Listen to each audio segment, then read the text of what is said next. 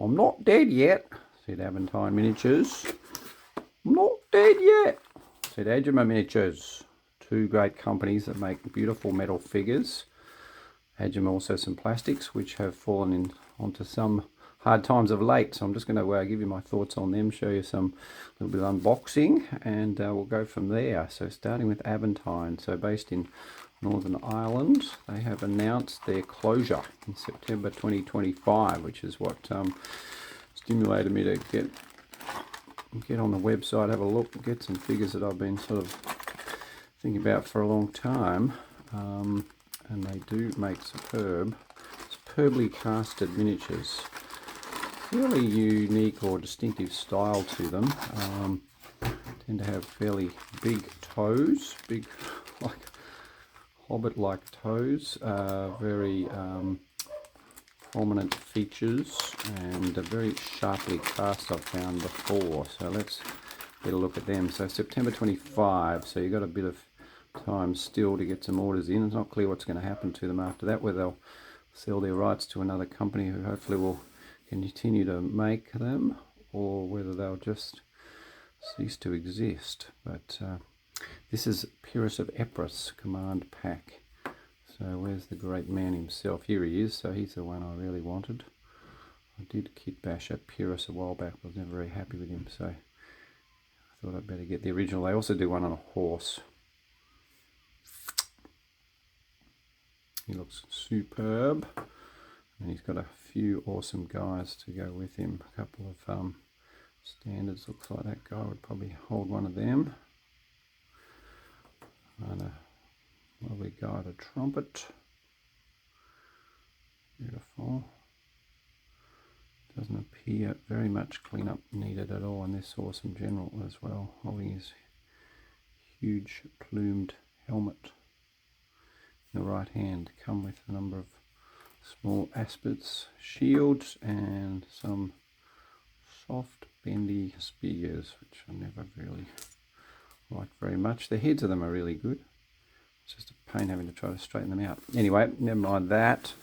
To get these boys off, have a look at the next set. So actually I'll pull out these ones first. So these, I have featured these on previous videos about Aventine a couple of years ago, and this is in fact the third time I've bought these set of heads. They're fabulous. They give so much kit bashing capability, potential. They're supposed to be successes, but perfect for other Greeks and Carthaginians. Some you get away with for Etruscans, even maybe some special Romans.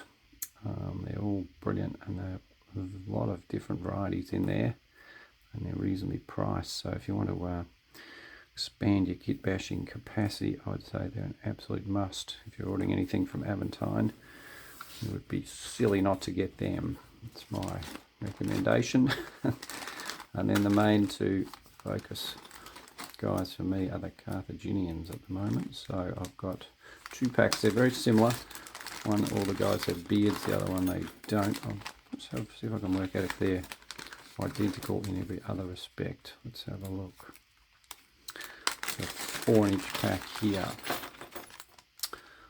And they come with a range of the scutums and the aspis. And again, those softish spears. Now they're all similar, almost identical poses, but they're not actually identical. So different helmets, some other very slight variations. But let's see if the bearded and unbearded are the same in other, apart from their beards. So I don't think, no, they're not. They've got different crests and different helmets on the two sets. So this is a unbearded guy. There's no one with that sort of helmet, so that's cool. Oh, he's different.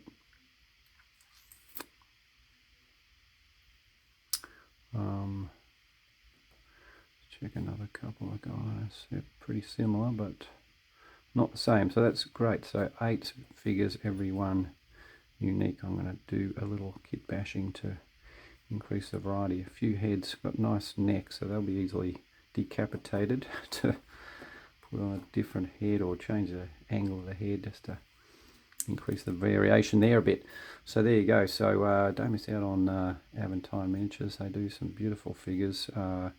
The this era, sort of Punic Wars, but also lots of Republican Romans, obviously, and Imperial Romans and late Romans, and a lot of their enemies like the Sassanids and the Goths and Lombards. Got some brilliant Italian hill tribes, which I have featured before, Etruscans, etc. So yeah, check them out. I'll be back in a minute with some Agema action.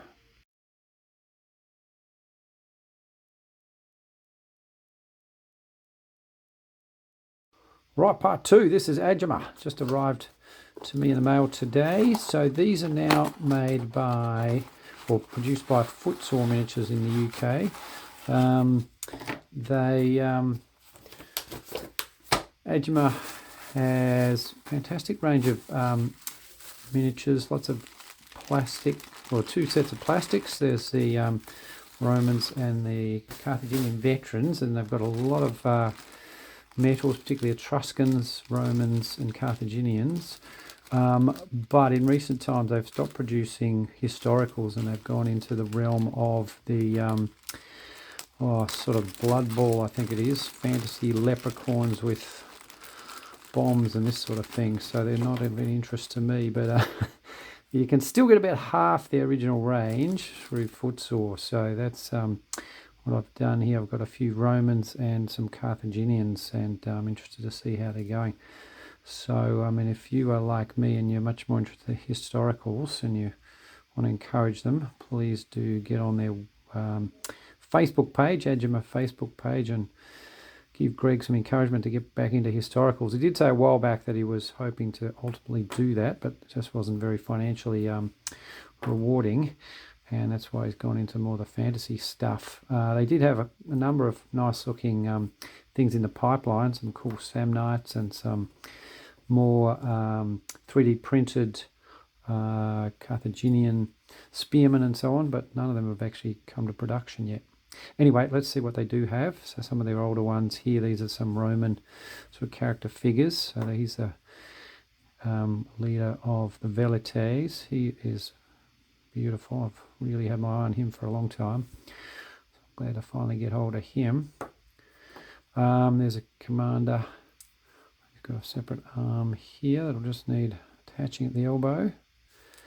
Very good figure. These real crap sort of banners that they do that are so broken and bent. I mean, I can cut it off there, cut this bit off too, and put another pole on, so the actual banner bit will be alright, but I don't know why they bother with those sort of really soft bendable spears and banners. And a very good trumpeter, so I do like the look of them. But the main reason I got all these guys was for the Carthaginians, which I'm working hard on at the moment. So they got 2 new, these are the 2 newest ones they've brought out. It's just before they sort of stopped doing historicals. So we've got which are these guys? These are the Libby Phoenician spearmen. So they don't come with spears, but they do come with aspis. No, they're a bit different to the other aspis. That's interesting. Around protuberant bit at the front, some wood texture on the back. They look good and quite characteristic. Now you get 3 of each, or 2 of each, 3 different figures in the pack of 6. Look pretty good. Not amazing though, are they? Look, blowing my mind. These guys have got holes in the base. So it's one of the criticisms of the casting of some of the more recent Agema guys, done by Footsore, just not great casting, not really sharp, and a few defects. I don't see any defects other than the gaping hole in the base for both of them. Anyway, they'll be easily fixed. He's got some nice, looks like a lamella armour there. So they'll come up well. I've got a little bit of casting stuff around the edges, certainly more than those Aventine guys. And again, like some of their previous ones, they're a little bit skinny in the arms and the legs. Pretty small hands, like there's no hollow in that hand. So you're going to have to drill it out or just chop it off and replace it with a plastic one, which I've often done before. It's a bit easier, but it shouldn't be that way really. Anyhow, put them to the side. I think the next ones are going to be better. So these are the Sacred Band figures, and there's a different sculptor who's done these, and I did like the look of these a bit better. So they've got more of the classic Aspis there. Yeah, he looks great. I really like the look of him. Corinthian helmet pulled back. Arm up. Oh yeah, he's got a hollow actually in his hand, so that's good. So it's gonna not quite so difficult to put a spear or a sword in there. And what's this guy? Still a relatively small hand, but a nice looking figure. So again, I think you get 3 varieties, 2 copies of each.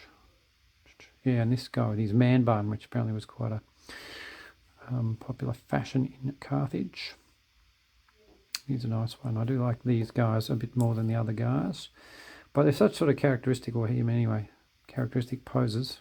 It's a bit silly having 2 of each, so I'll just have to do some good old kit bashing to stretch out the value of these guys.